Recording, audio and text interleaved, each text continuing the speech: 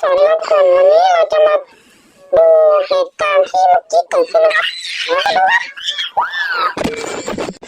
ครับเราจะไปทวงเด็กคนนึงนะครับที่ชื่อว่าปิ่นม้าปิ่นนะครับมันชื่อว่าปิ่นม้าปิ่นซึ่งเขาก็รู้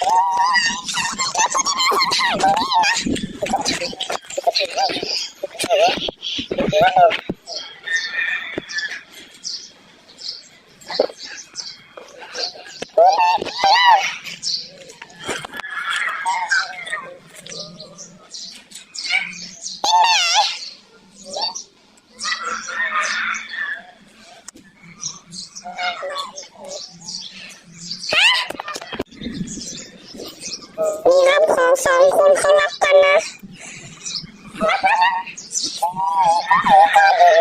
มันชื่อม้าคนนี้ว่าผมไม่เป็นบ้าเป็นบ้ากินมีนะไม่ขายที่ผู้หญิงนั่นผู้หญิงนั่นโอ้ยถือ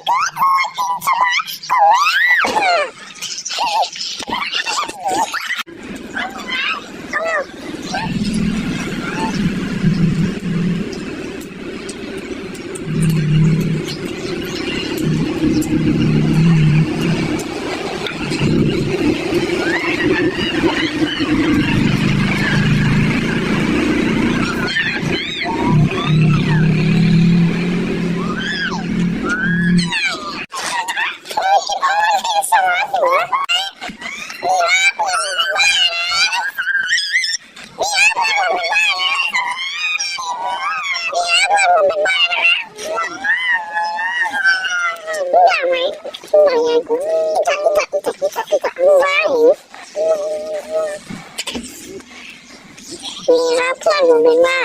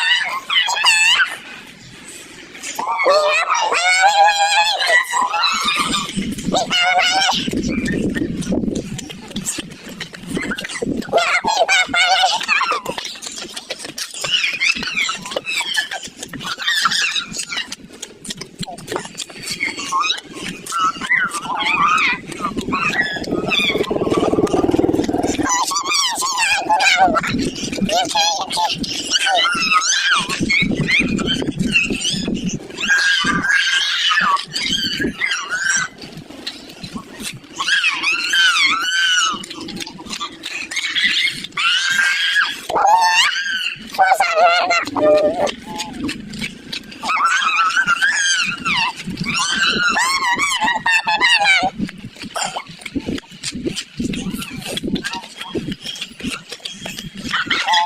kênh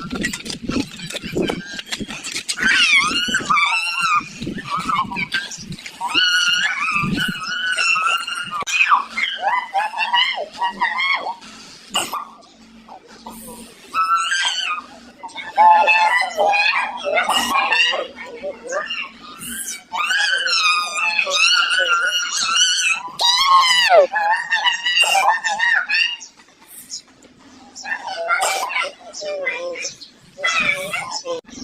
Mì Gõ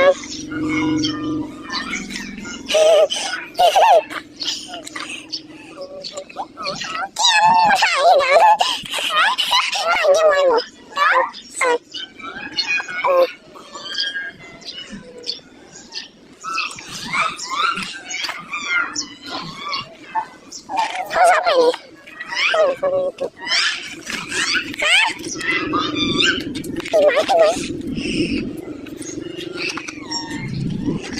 bỏ lỡ